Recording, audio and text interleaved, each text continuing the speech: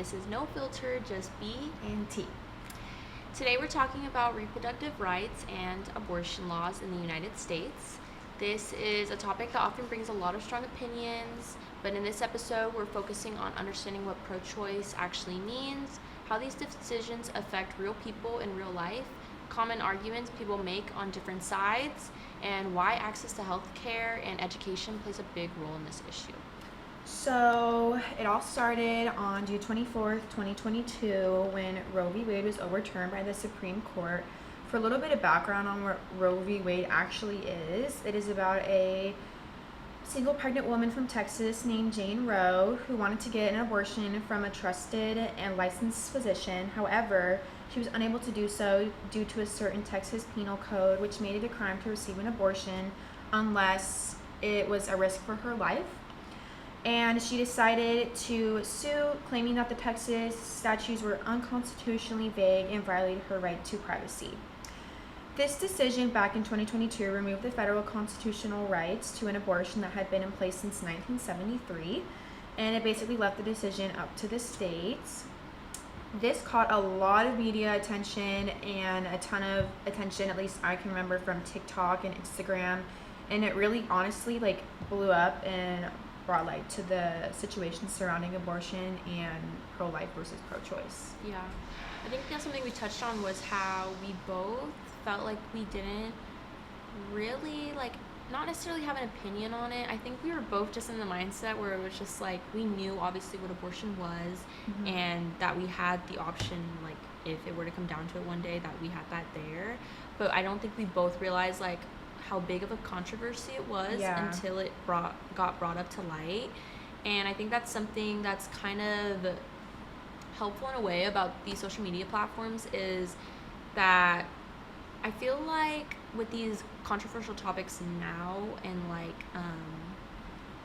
things that we're hearing a lot about now and that there's a lot of fighting and arguing about, we didn't really feel like it was as big of a, I wouldn't say issue, but something that wasn't as bigly talked about as it became in 2020, 2016 election times. Because I feel like it was brought to light more, and I think TikTok especially and social media platforms really brought to light showing us there are people out there protesting for these rights. There are people out there using their voice and getting trying to get it out there to fight for their rights and fight for what's right. And I think that's kind of where my attention got brought to it, at least. I feel like this specific topic really started the not trend, so I don't want to call it a trend, but people starting to use their voice, and not just in our last episode about ICE. I feel like this was the big topic that really made everybody start voicing their opinions on social media and putting it out there and just talking about it. I can remember seeing all the videos. I was honestly just confused because I really had no idea what Roe v. Wade was. I had no idea what actually happened. I just knew that it was just weird to me how most of the people on the panel were men. And there's men dictating what we can do with our bodies when they will never know what we go through as women. Absolutely. And will never know what it's like to be pregnant or have a baby or anything like that. So it was just really weird to me how we were just overturning it in general, because it's why are you deciding what we need to do with our bodies? Yeah, and that's a big thing to bring up, how it was mainly all men on that panel. And it's just, I think that's what really brought my attention to it, because it's if you are going to be making a decision on the choices we have and the rights we have, why is it all men? Realistically, at least have it be girls who are able to have the same situations as us, and be able to we talked about it in our our very first podcast, how no one knows what a woman goes through and what a woman feels and the emotion she has and things like who she is as a woman besides another girl. And it really does go all back to that. And I feel like you made a really good point. I feel like it didn't only allow everyone to speak up more about what's right, but it allowed women to speak up a lot more. Exactly. Which is, I think, is a really good thing. I felt like I saw a lot more women not being afraid to use their voice, because realistically it is a scary thing. I really didn't realize how crazy it was. I think it happened our sophomore year when it got overturned, and I remember hearing about it in my history class, and it was just really like, wow, like that's honestly like crazy that that's even happening. Like, because again, I didn't even know the case. I didn't know like the actual like Supreme Court law. Like, I didn't know anything about it. So hearing it was definitely, I don't know, it was crazy. It felt very dystopian, just like we said when we talked about our ICE podcast. It's just crazy that these things are happening and you think you would see in a movie, but it's actually real life. Yeah, like it's actually going on. I feel like there's a lot of misconception when it comes to what being pro-choice actually means. I think there's a lot of association to it. I feel like there's, again, it's a lot of these political like topics are all fueled by so much hate. Like there is so much hate to it, and I think when you disagree with abortion and you hear pro-choice, you automatically associate it with like, oh, you're killing babies, like you don't care for these children, you're just doing it. You just do it to do it because you don't care. And I think it's such a big misconception, because realistically, pro-choice means that people should have the right to make their decisions about their own body and their own pregnancies. A lot of people are all about freedom and like freedom of speech and freedom to do what you want in this free country, but that's realistically what pro-choice is. It's about freedom and the option and not telling anyone what they have to do. Being pro-choice doesn't mean you just take abortion lightly, or it's some easy thing that these women are doing, or even that you necessarily have to believe in it at all. Like, you don't have to get an abortion. You don't have to even believe in getting one, but it just means that you believe in the decision. You believe that the decision should be up to the person and not up to the government or anybody else. I think something that is not talked about enough, or that I feel like a lot of pro-lifers realize, is that people, like you said, they don't take this decision lightly, and it's not something that they're just doing because they don't want a baby. It's incredibly hard and mentally taxing to get an abortion for any reason. It's incredibly hard mentally. It's incredibly hard physically. I personally know someone who had an abortion, and the reason she had it was she just could not afford to have a baby. She couldn't afford it. She wasn't in a place in her life where she was ready to have a baby, and so I think she took a pill or something along the lines, and I ended up having to take her to the ER because she was throwing up, she was bleeding, she was in horrible pain. And I remember it was a male doctor who was the main doctor, and he was just kind of like, you could just tell, like, even though he wasn't showing it, he like was just like, well, you're just gonna have to let it pass. There's really nothing we can give you. There's really nothing we can give you. You're just gonna have to let it pass. And like, I don't know, it was very weird, and it was just so odd to me the way he was acting. And it's just like, no matter what your political views are, you should always set those aside in healthcare, because you're going to treat all different types of people, races, political views, backgrounds, and you should just put it aside no matter what you believe or what you think. And it was just such an odd situation to look back on, and she didn't remember really any of it, so she genuinely had no idea. Like, yeah, but she was probably just focused on like, she was very uncomfortable what was going on. But yeah, you're signing up when you are going to the healthcare field. You're meeting so many different people. Like, you're gonna meet someone with complete opposite views of you, and it's just weird of you. And realistically, you shouldn't even have that position if that's how you're acting. It's ugly. It's ugly. It's ugly. But now that we've gone over what being pro-choice actually means and just clearing up some of those common misconceptions that are had, it's important to bring to discussion how this actually affects real people and the emotional, physical, and personal impacts it has. There are so many different reasons why a woman would have an abortion, or why she believes it's the right thing to do. Not that she owes anyone or any of you an explanation, but there are so many different reasons.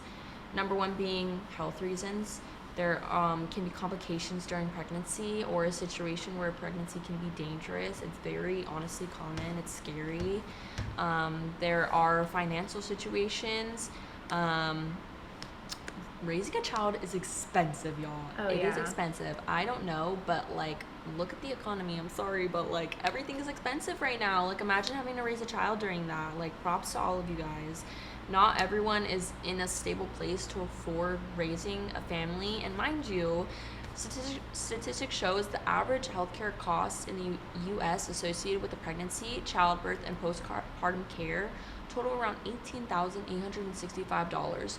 Women who are enrolled in health insurance plans pay an average total of $2,854 in out-of-pocket expenses. According to a 2022 study by the Peterson Kaiser Family Foundation, that's about $3,025 adjusted for inflation. The United States is the most expensive place to have a baby already. Like, there are many other countries where healthcare is free. It's completely Which free should to have a just baby. be universal. Like, it should just be free everywhere. It really should be universal, but it's not. Topic for another day. But yeah, like appointments with an OBGYN can run $100 to $200 per appointment, and that doesn't even include any additional screenings or ultrasounds or labs that you may need. And I think a lot of people don't put into the fact or consider the fact that a lot of people also aren't fortunate enough to have healthcare or good healthcare. Like, as of early 2026, an estimated 27 million Americans lack health insurance. This increase in the uninsured population is driven by the expiration of Enhanced Affordable Care Act subsidies, with roughly 4.8 million people projected to lose or drop coverage due to higher premiums.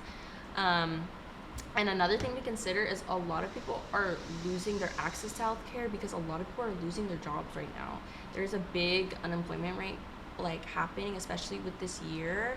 As of mid-2026, many individuals are facing a loss of employer-sponsored health insurance due to layoffs and job turnover. Data indicates that 2026 is seeing a rise in the uninsured rate, driven by a combination of job instability and the expiration of enhanced federal subsidies that previously made marketplace coverage more affordable. Yeah, I think since people are getting these insurances, whether it be health insurance, dental insurance, whatever, through these jobs, when they lose it, they literally have nothing. Like, something that I want to bring up and say it's just an example of how expensive healthcare actually is and having a baby is. So I was born in 2006, and I have a twin sister. Welcome to the world. My mom had a C-section, and we were born 7 weeks premature. We were in the NICU for about 2 weeks, and she only had to pay, like, I think, like a deductible, which was, like, I think $1,000 or something. But keep in mind, this is 20 years ago. She thinks that her medical bill before insurance for both of us was $300,000. You could get a house with that, and it's just insane because that was 20 years ago. Like, take it in. Like, sit down, because like that's crazy. Like, imagine so just how much it is today. And that was in 2006. That was 20 years ago. Like, imagine now. I don't even want to imagine it now. I know. Like, it makes me sick. It literally makes me sick. And obviously, like, it depends situation to situation. Like, some people are prepared for that, but this is what we're talking about. A lot of people aren't prepared for how financially stressful it is. And that's another thing. A lot of people want to bring it back, obviously, to like the kids. Think about the kids. Like, you're not even considering like the baby and this and this and that, but that's exactly what they're doing when they realize, like, hey, I'm not in the right financial situation to have a baby right now. An article by the American Psychological Institution states researchers by Grant and others show that financial strain can also be hard on kids because its effects on parents who are often coping with their own stress, anxiety, or depression, and money troubles often lead to conflict with a spouse or partner, which is known to be harmful for children. And growing up, I wasn't the most fortunate. My parents, obviously, they both worked, and I'm very blessed to have everything that I did, and they did a lot to provide for us, and I'm very appreciative for that. But I just know, like, even then, like, they had their own financial trouble, like, they had their financial stress, and it did cause a lot of, like, I did grow up, like, seeing, like, arguments because there was that stress about money, and it's just a lot. It was a lot, like, I know it's a lot on a kid, and no kid should, like, grow up, like, even stressing about money. Like, there are kids out there right now who are stressing, like, going to the grocery store with their mom and, like, seeing, like, like, seeing her stress when she sees, like, the number pop up for how much she owes. Like, it's just a lot. I worked in a grocery store even, And when I was like checking and like having to like tell them their total, like I just saw on the mom's face, and just like seeing the kids, like, or even seeing them take their own stuff out after seeing the total, it's just a very sad thing. And it's just like what people are going through. And right now in this day and age also, like everything is so expensive in general. Like there are parents who are both working more than one job, who are working day to night, like not even being able to like spend time with their own children, like working like living off paycheck to paycheck. It's just a very sad thing, and it's what people don't consider. And it really goes back to like the privilege and like not realizing, like if you don't have that stress, like it doesn't mean other people don't. Like other people, it's a real thing. Like other people really do have that stress on them. I also, from experience, know what it's like to grow up in a household where you are less fortunate. My parents got divorced when I was really young, and we have come a long way, both my parents, so I'm also very blessed to know that we're in a stable situation. But like I remember my mom would ask me for gas money when I was like 10, and I remember one time, I think we like got evicted or something, and she was living in a hotel. Luckily I was able to stay with my dad, but I just remember worrying about her being in that hotel. Yeah, and even if you didn't have your dad in that situation, like it would just be like all you guys in like a hotel. It's just like, it's just a sad thing, and it's a real thing, and parents are going to do what they have to do. I would never want to put that, knowing I've been through that situation, I would never want to put that on my child or any child in general. So I think that's why it always comes back to not judging people and really understanding what their situation is and why they're having to make this decision. Yeah. And there's also like timing and life circumstances. Like people are still in school, they're not mentally or physically ready. Unexpected pregnancies, everyone's lives and futures are all very different. Unexpected pregnancies happen. Like they happen. It's like, it's unfortunate, but they do happen, and they happen at very young ages. Like there are teen pregnancies all the time. I feel like a lot lately. There's a show about teen pregnancies. Unexpected, like there is a show, and it's just like it happens, and I don't understand why people think like they are capable. Like there are many teen parents that are capable of having the situation that they have and making the most of it, but there are those like teenagers who aren't ready for it. Like realistically, their brain isn't even fully developed all the way. Like they're growing up, like they have that baby, they're growing up with that kid still. Like realistically, they're growing up themselves. Like there are just people who aren't even besides teen pregnancies, they're like adults who just aren't mentally or physically ready to be a parent. Being a parent is completely different. It's hard. It's a whole different type of like ready that you need to be, because you're not only taking care of yourself now, you're taking care of somebody else. And if you are raising somebody else. If you can't even take care of yourself, how can you possibly take care of someone else? Exactly. And like just like forcing a mother to have a child when she isn't mentally or physically ready can lead to higher stress and mental health struggles, which in many cases lead to neglect or harm. So again, it goes back to like, are you thinking about the child? Like it's all about like, is she thinking about the child, or she's just trying to kill that baby? But no, like, are you even taking consideration into this child? Like I'm just not understanding, like for someone who didn't want or wasn't ready for a child, like it can just make things so much worse than the situation already is. This can increase the risk of postpartum depression and long-term emotional strain. And not only to mention, in the state of the world that we live in right now, so many people don't even want to have a kid anymore. Like personally, I've always grown up, I talk about this a lot now, how I've always grown up and I just knew like I do want to have a kid, like I do want to have a family, I want to be a mother. And just seeing like the world that we live in, it's scary. Like there are so many issues with there's so many issues with guns and like the gun laws that we have, and like the real like the shootings that we see. It's so sad to even like, I'd be scared to even send my child to school, which is a crazy thing Not to only, say. Like, the shootings, but like also the amount of kids that are getting assaulted and killed and murdered and kidnapped. Like that's just so scary. Like I remember just as a kid being scared, like that I was gonna get kidnapped or something. And I think my mom, as much as I don't show it and I do roll my eyes when she sends me it, I always thank my mom for sending me those like watch out for this when you're out, or like be safe, don't pick that dollar off the ground. Yeah. Like, I thank her for that, because it is a real thing. Like, it sounds funny, but like, it is such a real thing in this world that we live in. Like, there are evil people out there, as sad as it is to say. Like, there's evil people out there, and I just would be scared to even just like bring my child into that, like, because you really can't trust anyone else. Like, so it's just, I don't even know, like, not only that, again, economic issues, guys. Yeah, it's it's very expensive out expensive. here, and like, people just aren't kind. Like, people aren't kind. I want to shed light on some of the victims to these bans and the overturning. In 21 days after a Texas banned abortion past 6 weeks, Gisele Barnica died after doctors delayed her abortion care by 40 hours. She was just 21 weeks pregnant when she began bleeding, and she went to the hospital where they confirmed she was having a miscarriage. So to me, like, it's like you already confirmed a miscarriage. They already confirmed that it was inevitable that she was going to have a miscarriage. She was already 9 centimeters dilated, which already put her at massive risk for infection because everything was so exposed. But since the doctors couldn't really do an abortion without the heartbeat stopping, which is crazy because they already said that a miscarriage was inevitable, so why are you going to wait till the heartbeat stops when it's going to happen eventually? They refused to give her any abortion care, and it delayed it for 40 hours, and once the heartbeat was gone, they delivered the fetus, and after that, Gisele returned home, and she continued bleeding, and she later succumbed to her injuries due to sepsis and infection, and she's now left behind her husband and now her 4-year-old daughter.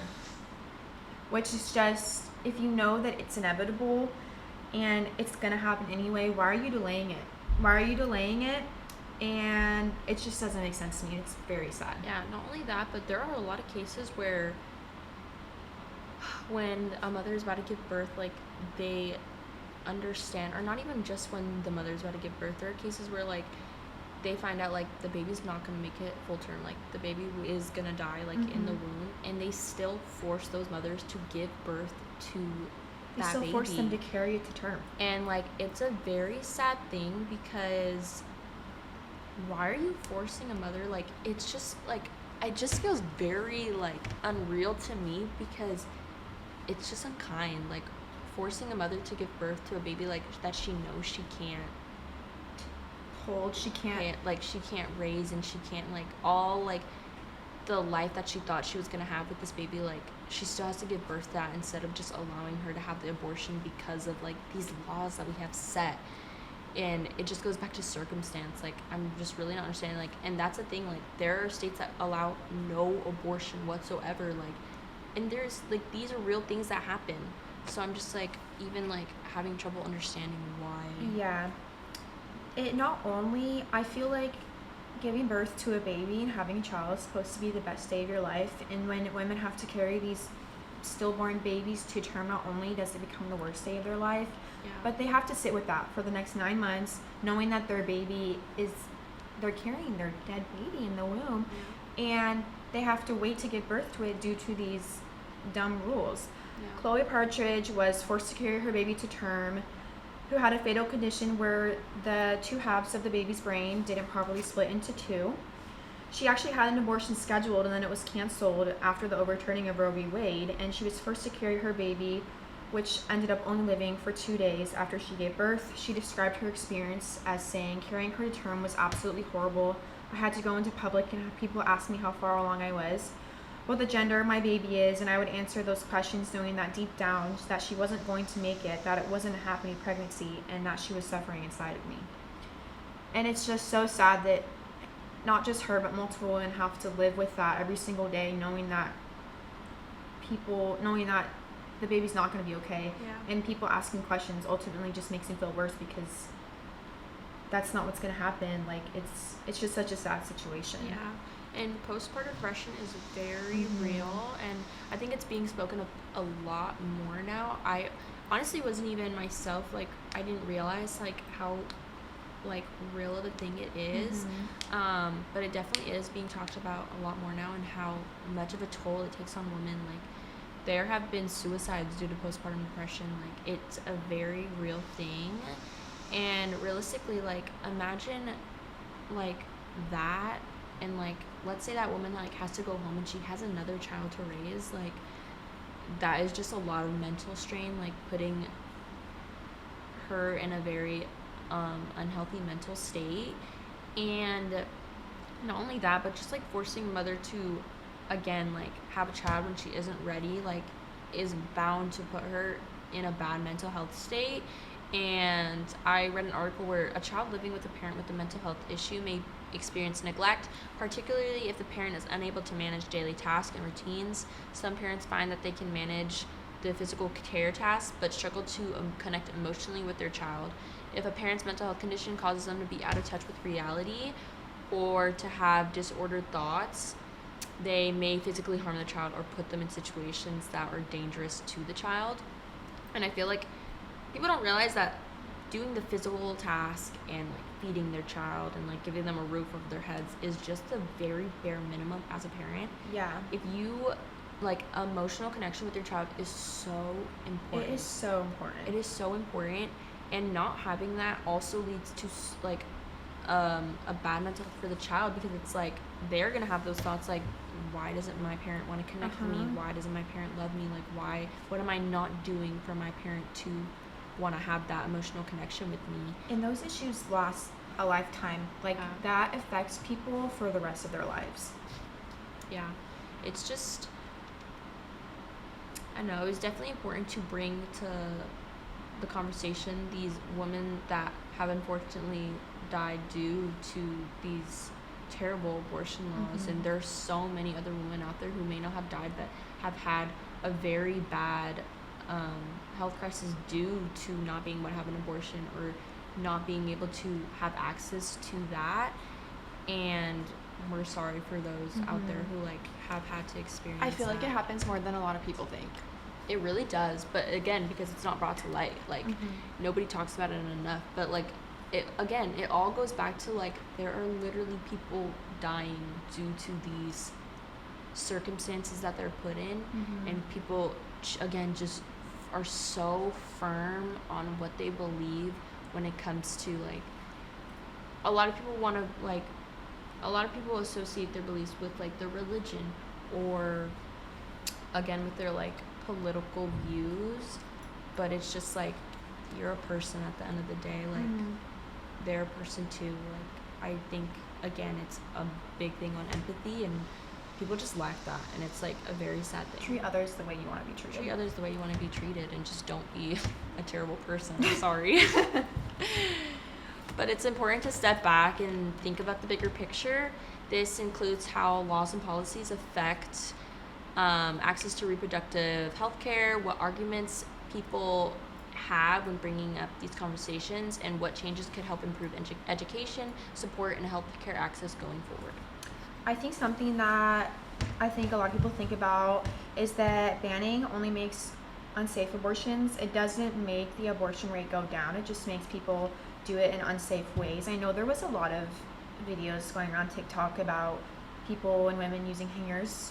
Like, that's just so unsafe. And about 73 million abortions happen globally every year, and 45% of those are considered unsafe, even though it is very hard to find a statistic on unsafe abortions because obviously people aren't reporting them because then they're going to get tried for it. But 45%, that's basically half, are considered unsafe, which shouldn't be a problem. That's scary alone. Having to get an abortion already emotionally taxing, but having to do it in an unsafe manner must just be so much more stressful. And imagine not having like a support system there to help you. Like you were there for your friend. Like she's very like, I know she's probably very grateful to have had you there. But like there are people who don't have that privilege of having somebody there, and it's just like I couldn't imagine. And a lot of people are having to flee their state and to get the access to their abortion care, which also is already, I'm guessing it's expensive. If you get a plane ticket, whether you're even just driving, the gas. Even just driving, that's expensive. $7 for gas. And then imagine almost. having to go back to your home and like having to travel, already going through something so taxing on your body. Like, this to me is just so much bigger than killing a baby or politics or anything. Like, it's just so much more than abortion itself. Yeah. It just doesn't make sense to me why an individual has to go through like so many obstacles just to have like basic Human like rights. not only human rights, but just like access to this healthcare, like, because it's healthcare at the end of the day. Like, it was a thing for a reason, became a thing for a reason. Like, I don't know. I think it's just like a very crazy thing to me, and I feel like another big rebuttal people have is that they should just give their child up for adoption, not realizing how broken our adoption system actually is.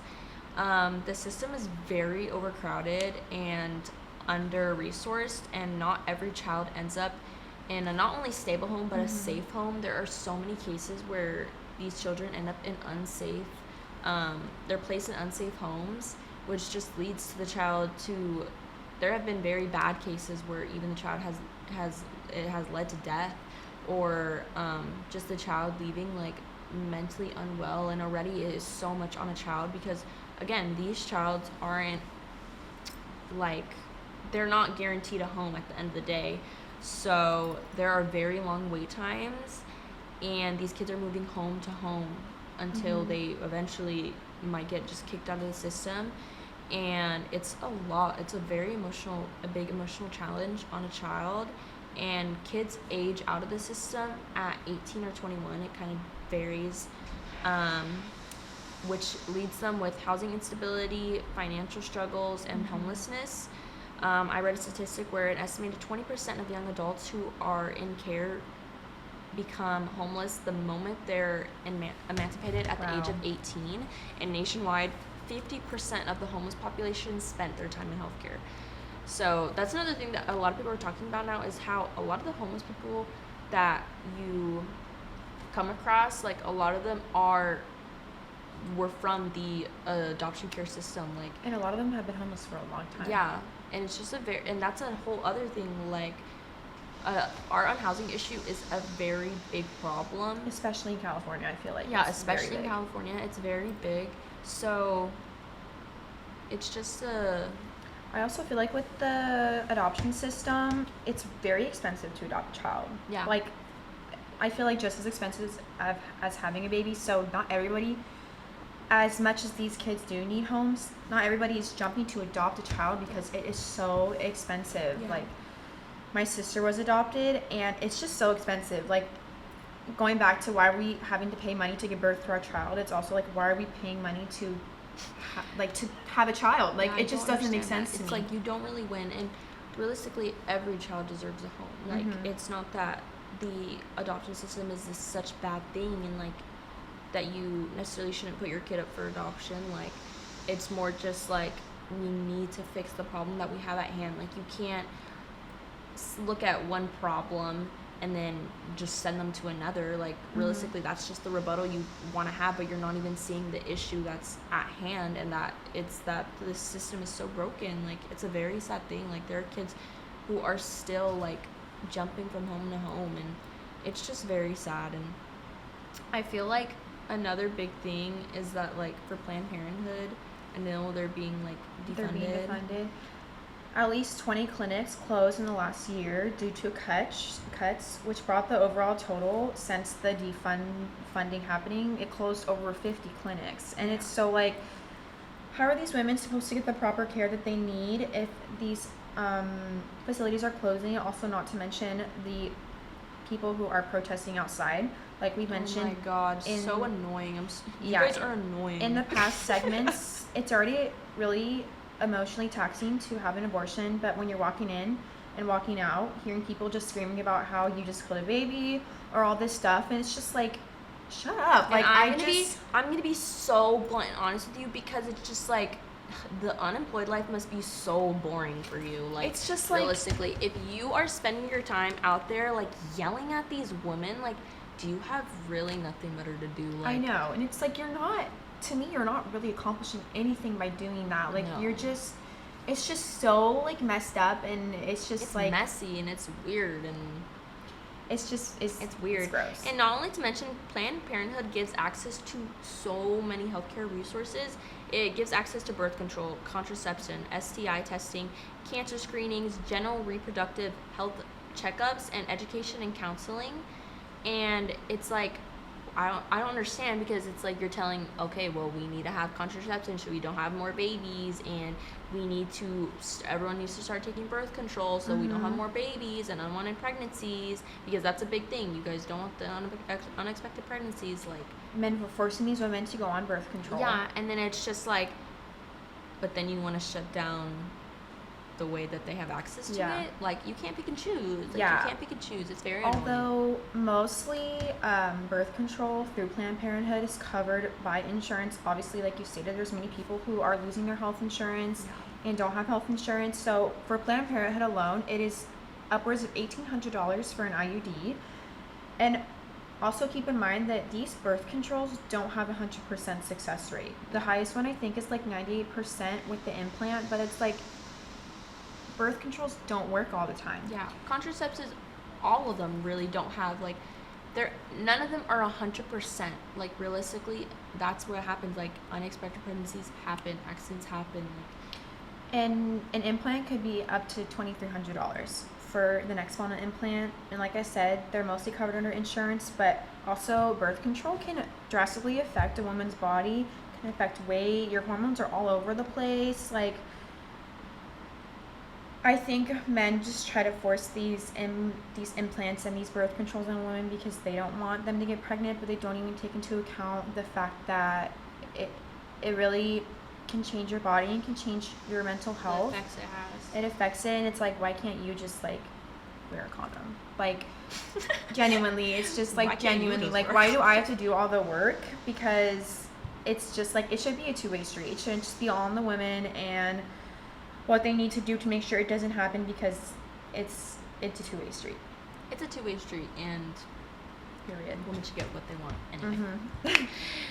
But to improve reproductive rights and the access, we need to improve sex education in school. Totally. We need to be talking about contraception and prevention. Not only that, but consent. Consent is a very big thing, because that also goes back to why women have abortions. Like, there are so many sexual assault victims, there are so many rape victims every single day. It's another big problem we have in the world, and it's just a whole other issue that needs to be touched on. Consent is a big thing to teach, and healthy relationships, accurate reproductive information as well. There's a lot of misinformation that's spread around, and you can't only take your information off TikTok, guys. I'm sorry. Like, you have to be educated by like healthcare professionals. Not only that, but having better healthcare access. We need more clinics in underrepresented areas, lower cost for reproductive care, and expanding services. So it's not only going in like these big places, because a lot of people, it might be inaccessible for them. So being able to put them in places where they are more affordable. And also having clear and consistent laws across the states, because it is honestly very confusing. Like, oh, this state doesn't allow it, but this state allows it, and this state doesn't, and you can kind of do it here, but you can't do it here. Yeah, like, it just has to be very clear and consistent, which is what it was before it got overturned. And protecting medical decisions between doctor and patient. What happened to doctor-patient confidentiality and putting a relief society. Yeah.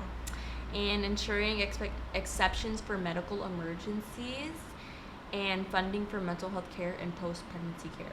Because these women's mental health matters also.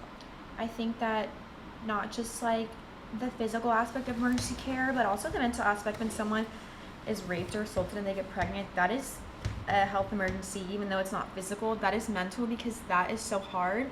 Yeah. And forcing a woman to have a baby when she is a victim of assault or rape is just unhuman. Not only is it really hard on the woman, but imagine the child finding out they were a product of that. Like, that's very hard, and it's very touchy, and it's just, you should just let them do what they want, especially in that situation when it was against their will. I just think it should not, especially in states that have abandoned it completely like that. It's just very inhumane, and you don't know what it's like to go through that until you go through it. So why are we trying to put rules on that when you would never understand? And not only that, but these victims, like, a lot of them not only don't only speak up, but the ones that do aren't heard and Aren't they're believed. not seen and they're not believed. And that's that's already another thing. Like, they're not getting the justice that they deserve. And I don't know, we see you out there and we hear you, and everyone should be able to Everybody have the justice that they deserve at the and end feel of the day. heard. And that's why it's so important, like we talked about in our first podcast, to have each other's back. And no matter how unbelievable it may sound, you should always believe the victim. Yeah, and just be kind out there. Like, you never Empathetic. know what people are going through, and you don't know that the stories that they have and the struggles that they have. And there are so many women out there who are not speaking up about the things that they've gone through Out of and fear. the struggles that they're having. And you never know someone's reason to do something. So just be empathetic. Bring empathy back. Like, bring empathy for real, back. it's 2026. It's 2026, guys. Like, what happened? And I don't know. Just be kind to one another, because You never know what someone's going through. someone needs it. No matter how happy they seem, most people who are the happiest are actually the saddest. Yeah. But this isn't just a political debate or something people argue about online. These are real lives, real choices, and real consequences that affect people in deeply personal ways. No one should be forced into a situation where they lose control over their own body, their future, and their well-beings. Being pro-choice is about believing that people deserve compassion, that people deserve understanding, and the freedom to make the decision that's right for them, especially in moments that are most difficult and life-changing. Whatever someone's personal beliefs are, one thing that should matter most is that people are safe, supported, and trusted to decide that they can handle their own lives. Because at the end of the day, it's not just about choice, it's about humanity, dignity, and care. I'm Bianca, I'm Taylor. and this is No Filter, just B&T. Yay! Final one.